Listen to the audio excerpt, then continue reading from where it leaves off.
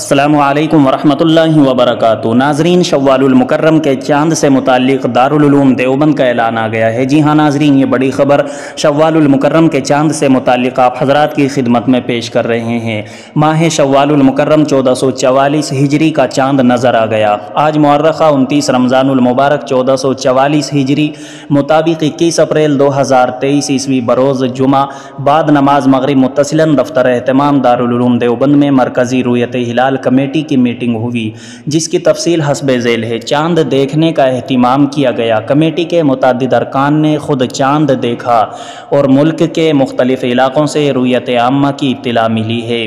اس لیے مرکزی رؤیت ہلال کمیٹی دارالعلوم دیوبند فیصلہ کرتی ہے کہ کل مؤرخہ 22 اپریل 2023 عیسوی بروز شنبہ شوال المکرم کی پہلی تاریخ ہوگی اور عید الفطر کی نماز ادا کی جائے گی انشاءاللہ۔